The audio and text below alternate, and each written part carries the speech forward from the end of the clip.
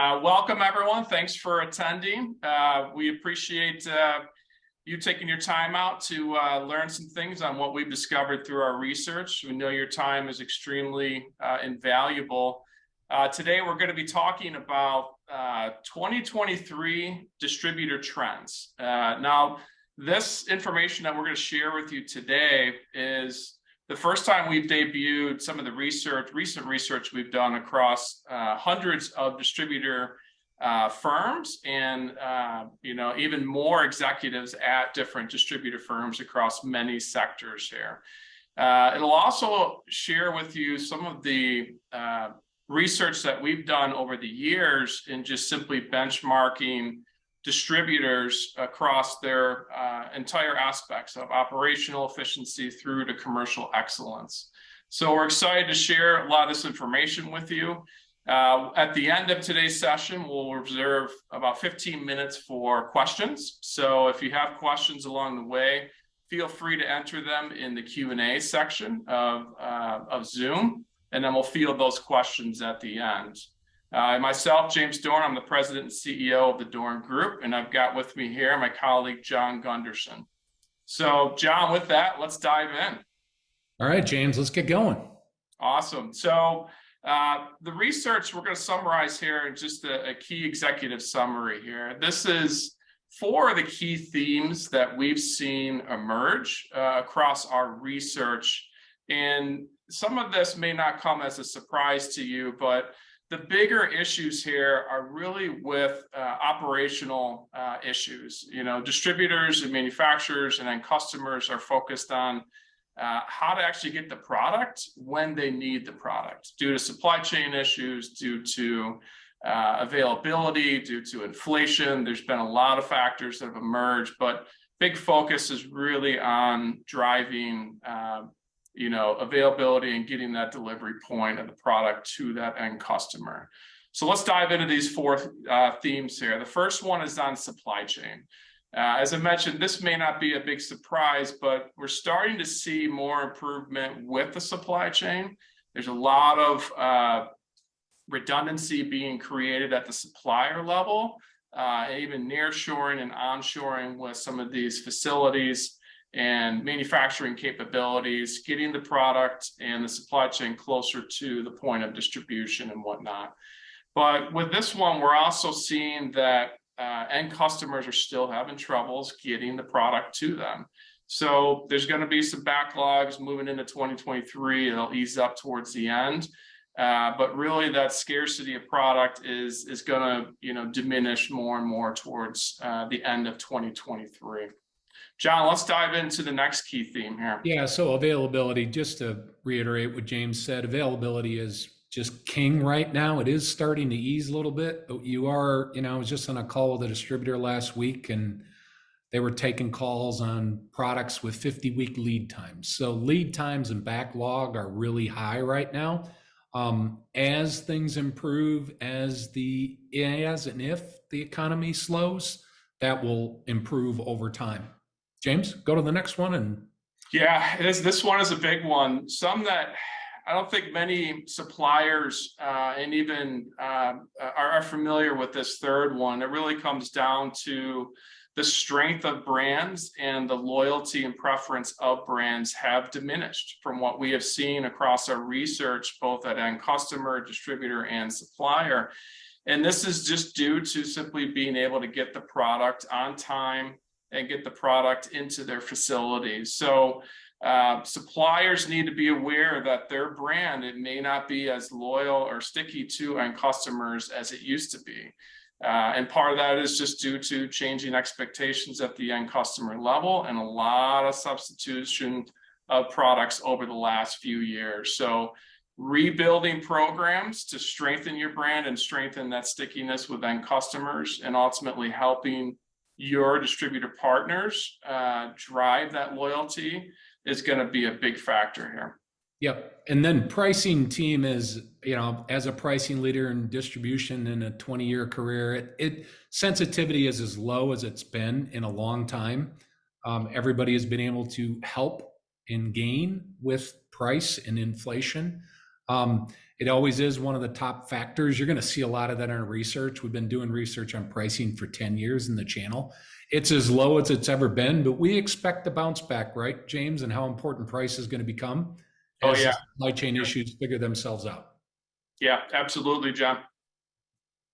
So, hey, let's talk about this slide. This is a real good level set of how distribution has worked over time.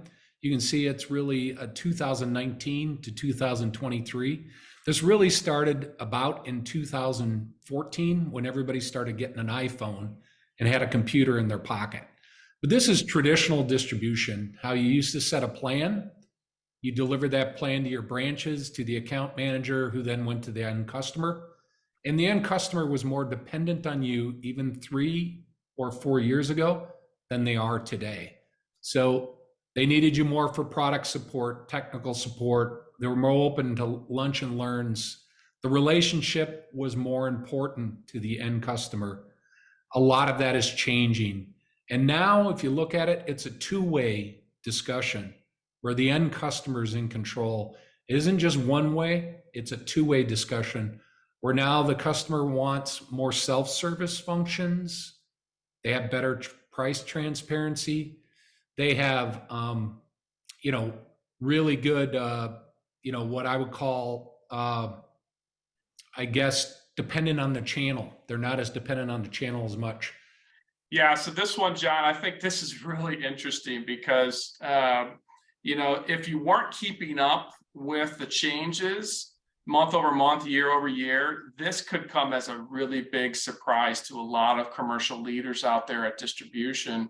And this tracks how effective account managers have been in getting in front of their end customer. And there has been a dramatic decrease in the amount of quality interactions or meaningful interactions between account managers and their end customers.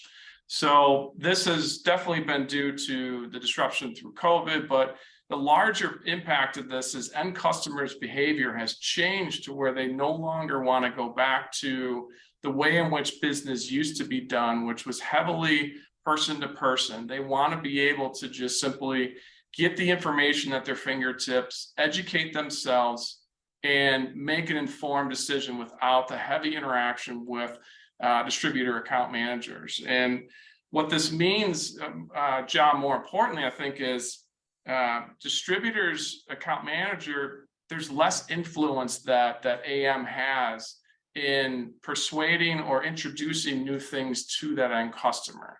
So trying to find new ways to actually have additional touch points with those end customers across, say, that omni-channel experience, mostly through that digital experience, those touch points are going to become even more critical moving forward, because this trend, from what we're seeing, is going to persist where end customers just simply don't want to spend that time in person, or as much time in person. Yeah, I think that's great, James. Now we're going to dive into the research. So this is our Dorn research, and this is really what is the importance to the end customer. So we have had thousands of, 15,000 plus of end customers who've taken this survey. And really, this is kind of showing what I would call the change in 2014 to 2023. So this is what's important to customers in our survey results. So as you can see, certain things are consistent, right, James, looking at this? Yep. Pricing's fairly consistent. Some big changes. Inventory availability has skyrocketed from where we started 10 years ago, because it really wasn't a concern. E-commerce and digital, we're going to talk about that a lot on the call. Customers, what they want from a digital and e-commerce perspective is growing as a key decision-making factor. And the account manager, although still influential, they want more than just the account manager support to drive the business forward. James and I were talking about this earlier. Branches and local inventory has really gone down in importance because it really isn't that important to the customer as much as where it's coming from, as can they get it when they want it. Like James, you and I were talking today, Fastenal has closed 1,000 branches in the last 10 years. Yep. That's an amazing number. So even that person that was, hey, I've got to have a branch in every market in America, is closing branches at a record pace. Yeah, well said, John. And this is really insightful to see at a glance really where that customer's expectations have shifted. Would you have been able to predict this 5 years ago, John? No, I was on a team 10 years ago doing e-commerce and digital. We were struggling with it, Yeah. right? Like many distributors do. Well, you would not have been able to predict this shift. That, like we talk all the time, it isn't a matter of how your account manager is declining in skill. It's Yeah, just how the customer wants to buy that's changing. And we're going to exactly. talk a lot about the data as we move forward. Yeah, well said. Yep. Okay. So this is what's most important. So we ask the same, you can see we ask the same questions of the associates of, hey, what do you think the customer values? So this is really informative. 2014, 2023. I'll point out at the left, they still think digital is really not important to the end customer. So the associate. John, I got to stop you there. That is startling that sales associates still believe that the e-commerce is just not as important. Wow, that is really, really shocking. It is startling. In our research and the work we do for distributors, James, we asked 13 questions. There is a little improvement. Now it's in the 12th most important spot instead of 13th.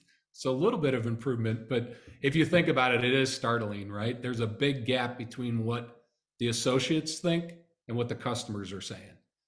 Inventory availability obviously skyrocketed. Pricing, very consistent. Price is still important. They're still rating the account manager. Hey, I'm just as important as I was 10 years ago. Even the associates realize the branch itself is not as important where it's located. Now, if you're a construction distributor, you've got to take that into consideration where you are, because you still need a network that can get to job sites. But in general, the customer does not really care how it gets there as long as it gets there. So I thought that was really interesting, the feedback that we got. We were frankly surprised that e-commerce was still as low as it was 10 years ago. Yeah, John, let's unpack that one a little bit, because we got some qualitative research around this exact topic. I think what a lot of this boils down to is in some respects, the sellers still believe that the digital properties and the digital tools that distributors have do not supersede the effectiveness of what the account managers and selling teams can help their customers with, right? So there's a big gap between the effectiveness of these digital tools and systems and what the selling team thinks that they can handle person to person, working with the customers. That's a big factor as to why it's still rating so low, I think. Yep. So this is today. So this is this year's and the last 12 months research, asking sales facing associates versus the customer, what's important. So today, what's important to me, and you can see some of these big gaps. We talked about them earlier. The gap between e-commerce and digital, between what the associate thinks the customer values and what the customers say they value, is a huge gap. The account manager gap, you can see it here expressed. The account manager and the inside sales team is still valuable and incredibly valuable to the customer, but not as highly valued as it once was. And again, you can see the inventory sort of changes and decline. They just want the product. Delivery is becoming commoditized, right? You can see that 10 years ago, you didn't have basically an Uber service that could deliver construction supplies. They exist out there today. Yeah, these gaps, John, I think are prevalent across all the people that we surveyed, or all the companies that we surveyed, and some more extreme than others. But these are definitely eye-opening when you look at what your selling team is focused on and what they think the customers are actually focused on. So yep. Great insights there. So I love this question. We ask it all the time. Of distributor associates, what are we doing or what are we not doing that the competition is doing? And this is really our roll up of results this year. What's interesting, what kind of jumps out here is 2/3 of distributor associates feel like, hey, we're just as good as the competition. We're both the same. We're really not doing any discernible differences between the two business. And when you look at those that say the competition is doing better, it really is less focused on value adds on the left, if you look at it, and more focused on, hey, they got more trucks. I think they got more inventory. This, I think, is really interesting because I would call this a value gap that a lot of distributors have. What are you doing that's a unique selling proposition for you that is a competitive advantage? And how do you get that message out to the end customer? I mean, really, you need more value adds on the left that set you apart from your competition. So 2/3 of the group says, hey, we're all the same. Well, if you're all the same, what do you compete on, James? There's only one thing, right? Price. Lowering price, yeah. Lowering price to get the business. This has been fairly consistent.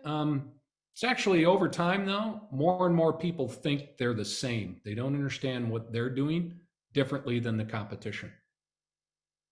Yeah, John, I think just this reinforces the importance of differentiation, right? What is the value prop? What is the offering? You've got to get stronger moving into slowing markets. And this is going to become a bigger and bigger point moving into later this year and even into next year. Okay.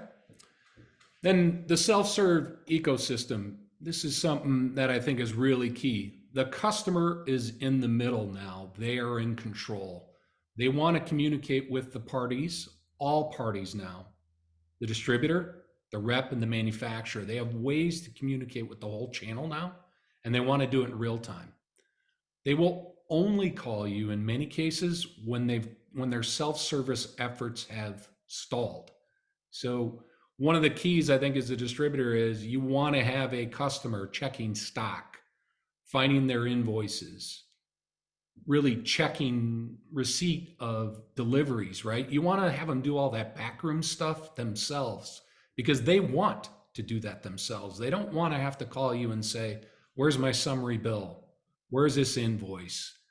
Can you send me expediting information? They want to be able to self-serve. In-person training is in great decline. There's a lack of time, a lack of resources at the end customer, and they're desiring much more YouTube training, right, James? I can't think of the last time I sat in a training session that wasn't online. And your customers want the same thing, right? It's all modules and LMS and YouTube right now. That's it. Relationships are still critically important. Having your team is really important, the value they deliver, but the transactional experience, can you give me a solution, is now becoming more and more preferred over the fact that we're best friends. Can you take cost out of my business? Can you give me solutions that take cost out of my business? I'll prefer that over we're going to the ball game together, okay?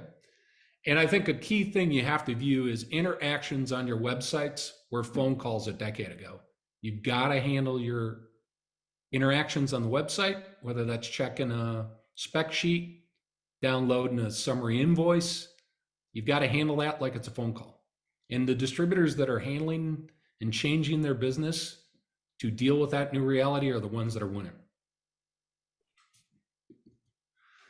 Moats. So barriers to exit, as I like to call them, barriers to entry for the competition. You've got to build more and more moats around your business, and the way you do that is with value adds. So technology services, prefabricated, custom assemblies, you name it, much more. How do you do end-to-end customer communication with your manufacturer partners, I think is really key. If someone is on, let's say, XYZ website for a manufacturer, and they look up a spec sheet, how can you work with your manufacturer to get that lead sent to you so you can follow up and close that order? Customer self-service, we've talked about it a lot. There are just a ton of things now that A customer wants on demand only when they need it. They expect to be able to do it on their phone. And distributors that are doing self-service functions are taking control, taking share, and not giving it back. Yeah, John, just to add one additional point here, when you mentioned partnering with your supplier partners, we are seeing a huge uptick in this area of distributors working closer with their supplier partners to engineer new ways to deliver new value to their end customer. And this is really encouraging to see, because historically, it would just be based on terms and getting the flow of goods to that end customer. But recently, we're seeing some really, really unique solutions that distributors are developing in conjunction with their supplier partners. And that helps build moats around your customers, both for the distributor and for the supplier as well. Yep. Great. James? Yeah, John. So, this gets into the topic, everyone, of a lot of the research you're seeing here today is done through a research product that we have that's called Voice of Audience Research. And it looks at getting inputs from 3 audiences at the distributor level: the associates, the customer, and the supplier partners at the distributor. And we gather those inputs, and then we start to overlay some of the perception and data points across each one of those stakeholders.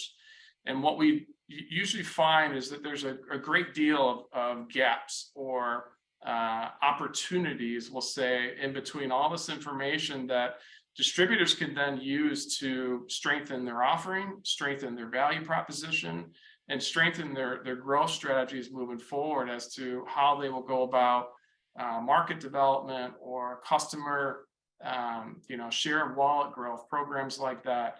So this research dates back to 2014, where we've benchmarked hundreds of distributors, thousands of end customers, and this insight gives distributors a really good depiction of where they stand today, what gaps are in their business, and what they can do moving forward to improve their business. And just a little bit about Dorn as we wrap up here. The Dorn Group is a consultancy out of the Chicagoland area. We've been around 46 years. We've served manufacturers across every sector. We've served distributors across so many different verticals. What you're seeing on screen is just a depiction of some of the brands that we've been fortunate to work with. But our team is composed of commercial experts across every level of manufacturing and distribution. So on the distribution side, we've got experts that have come from the sales function, category management function, all the way down to pricing and whatnot. So more than likely, the challenges that you're having out there as a distributor, our team has faced it, and we've solved some of those challenges for other clients. So happy to lend our expertise, our insight, and our research to helping your team come together in new ways and drive new levels of performance moving forward. So John, let's dive into Q&A here. Hey, we already have some, James. Awesome. Yeah, I see that on the screen here. I'll let you kind of cue those up. John McQuarrie asks, you need to break out what e-commerce means. And I think he's got a great point. When we talk e-commerce, that is everything from web transactions to ERP connections. So that could be EDI, that could be a Coupa, Ariba connection to your ERP. That could be a McCormick on the construction side connection to your ERP. You need to think about digital and e-commerce in the widest and most possible sense. I think that's really key. And then, James, you got anything to add on that? Because e-commerce is not just point and click and put in your basket. Exactly. Yeah, and that's becoming a growing part, obviously, of the share of wallet. But yeah, e-commerce and digital properties, I would lump into the same bucket. Yep. And then we got a clarification, another note on the Fastenal comment that I made earlier. Fastenal is what I call one of best in class of how to get digital solutions to end customers. They are a public company. I would encourage you to read about them. They do a really good job of delivering value. And while they are closing branches, they're putting more people inside the customer and also much more digital transformation. I just think they're the best example of how they've understood that it isn't so much about where the inventory comes from, but the solutions they deliver and the digital solutions they deliver to customers, both in person and digital. I think Yeah. they're a best in class distributor.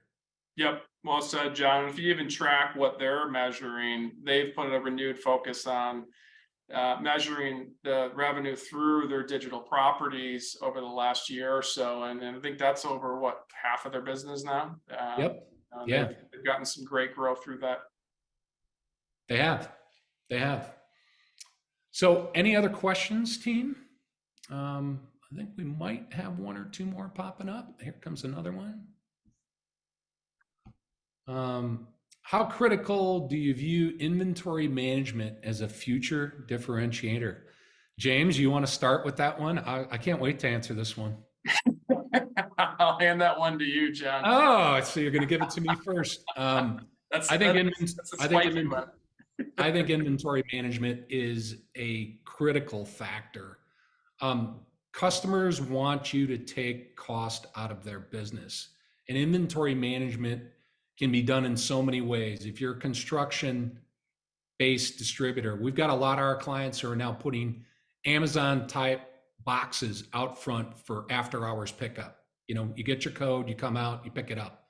I think inside the plant floor, the industrials that you're working with have fewer people to manage their stock and flow. They're looking for vending solutions. They're looking for you to manage that, but also take costs out of their business. I think it's a critical differentiator. It's a critical value add. If you're in business where you've got clients who need inventory management services, that's something I would double down on and bet on as a differentiator for you versus your competitor. James, you got anything to add?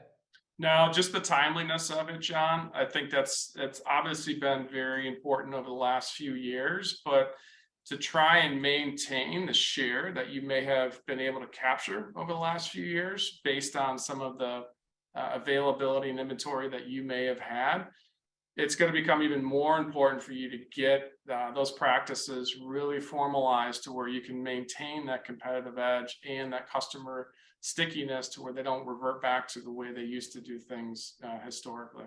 Yep, that's great. James, we got a couple more questions, so let's keep going. How do you leverage people as one of your greatest assets in a more transactional environment? Why don't you take that one and I'll take the next one. Yeah, I mean, this one, John, this is a huge issue we're seeing in distribution is just simply, being able to recruit great people and being able to grow those individuals and their capabilities over time, because so much is changing within the distributor business model that it is becoming paramount to really have a good change management discipline built into the business and helping people understand why there is a need for such drastic change in the business model and being able to give them the training and tools they need to increase their capabilities to where the market needs them today. But I think a big part of this is going to be, really invest in your culture, really invest in your people and helping them understand where you're trying to go as an organization, why you're evolving the organization based on a lot of the market factors and whatnot, and give them the tools and training they need to evolve their capabilities. So that's a big part of it, John. I think another big part that we're helping distributors with is bringing in new individuals into the organization, because this creates a lot of new ideas and a lot of inertia and encouragement for everybody within the distributor organization. So by having a combination of being able to evolve your existing team, but also be able to bring in new ideas, new capabilities, that can help with encouragement, with change management, but also accelerating some of the change. Yeah, one thing I would add to what James said is I think one thing as leaders in distribution you need to work on is you have to show your team that some of the things they used to do that were valuable to the customer now need to be converted into a digital environment. So, for example, you don't want your customer calling to say, hey, you got 5 of these. You want them to be able to see that. You don't want them to be calling your customer service team to find an invoice. I think you've got to sell your team on the fact of, hey, you want the customer to do that digitally so that when they call, you can help them solve a problem and you have more selling time. And I think those distributors that are understanding how to make that transition and constantly sell that message to their teammates are winning more often. It is a culture shift. So we got a ton of questions. So next one, do you see a difference between new business development and existing account management in your customer perceptions of salespeople? I love this one. Yes, traditionally distributors have had outside account managers and inside teams that are mainly more customer service. A lot of distributors we work with, we're working with them on plans to start what I would call improving their farmers, their customer service people who help customers do orders more efficiently, but then also getting some hunters in an inside group that you can do multi-channel marketing with, and drive more business into the top of the sales funnel. So I think we'd strongly recommend you look at building a hunter group that is tightly integrated with your marketing team to drive more leads into the funnel that you can create more business and more opportunities from. James, you got anything to add? Yeah, I do, John. And, we just published a few videos on this exact topic. So if you haven't checked out our LinkedIn or YouTube channels, go there to get a deeper dive into questions like this. But one of the things that we pointed out in this video is if you look at it from the sheer amount of customers that a distributor has, through our research, we're seeing that distributors are loading up their account managers. You might have 200 to 300 customers per account manager. That doesn't even include branch level. That's just or location level. Those are accounts. Now, if you think about what an account manager can physically manage, right, effectively, it's probably around 50, really, when you look at it. So if you looked at your business from a customer segmentation standpoint, it will help you to say, hey, let's allocate these high value account manager sellers to the top customers within this segment. And let's take that, if it's a head, neck, tail of customer segmentation, let's take the neck and tail and start to allocate those across different selling teams. So you got the inside selling team, you got the digital selling team, and those are composed of different functional groups. So look at it from a segmentation standpoint, also from just a sheer sales effectiveness standpoint. Yeah, I love that. As we say often in our meetings, digital is now a channel for a distributor. It is a sales channel, and you got to view it as such. You got to track it as such. So James, one question here. Do you think that the inventory availability issues will decline in importance as the supply chain issues improve? Obviously, yes. Our data, our feedback, our research, we think it is a blip right now. The challenge you have right now is you don't know when they're going to abate. People are still dealing with incredible lead times and really heavy backlogs. So yes, it should decline in importance. Also, as it declines, right, price will start to become more of an issue that you've got to monitor. Those two, what I call push and pulls, are together, aren't they, James? Yeah, absolutely. Well said, John. And then with regard to fair pricing and inventory delivery, are end users and distributors willing to pay more for less than minimum upcharges like freight? Freight's a touchy issue. A lot of the clients we work with, not communicating freight upcharges with customers can be really painful because it's hard on their back room, their AP and their, hey, how come I'm paying $20 more than I thought I was paying? I think the question on that is if I really need it, I may be willing to pay it, but I think you've really got to communicate that with your end customers to create no surprises. I think that's the key. And then James, last one, how do small distributors compete against the budgets of big guys in their digital solutions? That's a great question. Wow.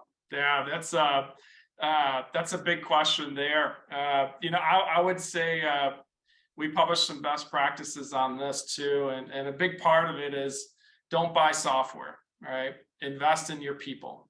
Don't think that a system that the bigger guys are using will give you the ability to compete at the same level that they do. So try and think of, really where you add the most value to your customers and understand how to deliver that value. In some cases, it's going to be through a digital channel. In other cases, it's going to be through, a personal channel across your omni-channel strategy. But the biggest part is really understanding where you add value to these customers and try and be able to deliver that in different ways. John, we just did one on this about digital e-commerce sites, why they fail. What were some other tips from that video? One is you got to have pricing in order. That's probably what I would consider one of the biggest trip ups for distributors that we work with. And also my personal experience, the customer has to be able to get the sort of the price they expect. For your on-account customers, if they sign in, they should have a price that is similar to what they're going to get if they call in. And for your non-account customers, what I would call those outside the firewall, if you're just showing list pricing, you're probably not ever getting traction there. You have to find a closer to market level price. I'm not saying a regular customer price, but you've got to really think through price. Price, I think, is the biggest hurdle of what a lot of people face. And if you're just going list on your website, it's probably not going to track you many sales opportunities. So I think that's the biggest hurdle. And the second biggest hurdle, James, is, making sure your team understands the value of it. Yep. You've got, I've been there, right? You've got somebody at your inside desk who's feeling, hey, I don't want a customer to buy without calling me. Maybe I'll tell them that if they call me, find a price online, call me, I'll get you a better price. Happens all the time. You've got to sell to your internal team night and day on what the value is. And you've got to help them understand that's a bad, what I would call communication plan with your end customers. Don't go to the website, call me for everything. That's 2014. This is 2023. I think you've got to realize times have changed. Agree on that, John. And just one more point on this. I think it's important to those smaller distributors out there, there's still a great time window here for you to build your digital properties to be super effective, because we're seeing even the larger distributors, they're still struggling with trying to figure out what their digital strategy is and how to make that effective, especially those who have been, accelerated to a larger size through acquisition.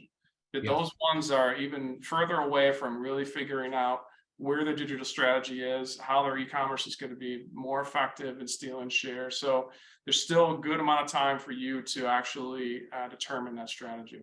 Yeah. The other thing I would say, one last thing on that topic, James, is the cost of technology continues to drop like a stone. That's a great point. Yep. So, when I built my first website and distribution 10 years ago, actually the amount we were spending on technology is less than that distributor is spending today.